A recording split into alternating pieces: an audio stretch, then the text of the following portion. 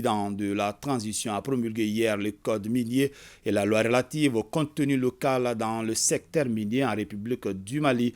Leur application vise l'amélioration des conditions de vie des populations et au-delà le développement durable du pays. Que disent ces deux textes et quelles sont les innovations majeures? Le ministre de l'Économie et des Finances répond aux questions d'Ibrahima Traoré. Beaucoup d'innovations. D'abord, nous avions des codes qui donnaient une durée d'exploitation de plus de 20 ans. Aujourd'hui, le code a séparé. On a un permis d'exploitation et un permis de recherche.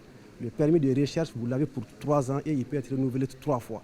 Et une fois que les recherches sont concluantes, on vous donne un permis d'exploitation pour 12 ans, y compris 2 ans pour l'installation de la mine. Ce qui fait que la stabilité financière, c'est uniquement sur 10 ans et non sur 20 ans ou 30 ans. Le deuxième aspect, c'est d'abord le niveau de participation de l'État. L'État participe à 30%, plus 5% pour le secteur privé, ce qui fait 35%. Deuxièmement, le mode de calcul de la participation de l'État a fortement changé. Le véhicule également de la participation a changé. Ce n'est plus qu'il faut que l'État écrive ou bien qu'il décide. Maintenant, tout le monde sait aujourd'hui, à partir de ce code, que la SOREM va porter toutes les acquisitions d'actions au niveau des sociétés minières et va maintenant les redistribuer soit aux sociétés privées ou à l'État ou les conserver pour le compte de l'État.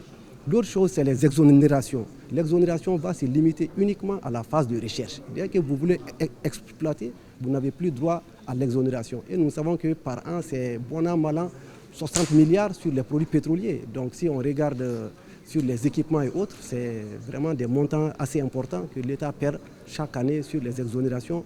Au-delà de ça, il y a ce qu'on appelle les super profits. Une société minière vient pour exploiter un produit. Il décide d'exploiter de l'or et entre-temps, il trouve du diamant ou de l'argent. Cette substance nouvelle qu'ils exploitent vient en supplément. Et aujourd'hui, on a dit toute substance supplémentaire qui est produite et qui atteint un seuil, c'est un super profit qui est taxé, le chiffre d'affaires, je dis bien, est taxé à 50% par l'État. Le reste des 50% revient à la société. Sur le contenu local, d'abord, il n'y avait pas une loi sur le contenu local. Donc c'est la première fois qu'on écrive une loi sur le contenu local. La deuxième chose, on a défini ce que c'est que le contenu local. Ça, c'est extrêmement important. La troisième chose, on a défini ce que c'est qu'une entreprise locale. C'est une entreprise qui est détenue à 51% par des Maliens. Ce qui fait que dans le contenu local, on a dit que toute activité de sous-traitance des mines doit être donnée à des sociétés, des entreprises locales. Au-delà de ça, le personnel.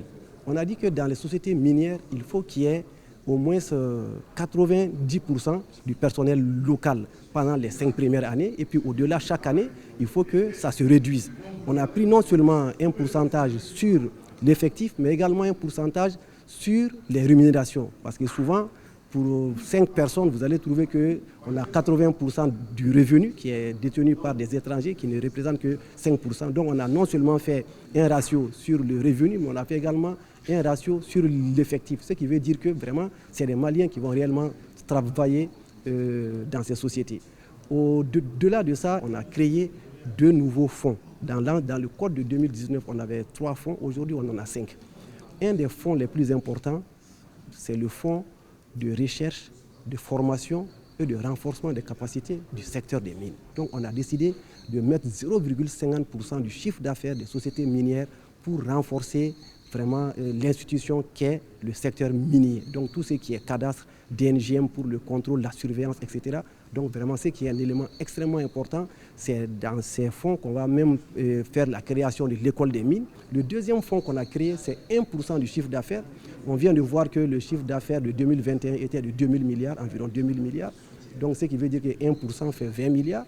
Donc ce fonds est ce qu'on a dédié pour les infrastructures énergétiques, hydrauliques et de transport. L'autre chose que je voulais également dire, c'est le compte séquestre.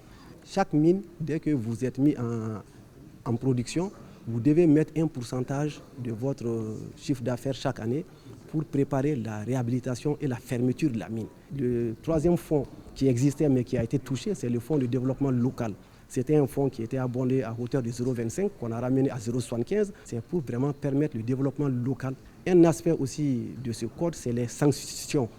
On a vu qu'il y avait peu de sanctions dans le code de 2019. Il y a également un aspect important dans le code, c'est la surveillance et le suivi, le contrôle de l'activité minière. Le cadastre aussi va être revu parce qu'on a prévu des zones qu'on appelle des zones stratégiques. L'État peut décider que voilà telle zone, elle est très aurifère ou elle est très diamantifère. Je vais décider de garder ça pour les générations à venir. Donc personne ne peut donner des permis sur ces zones.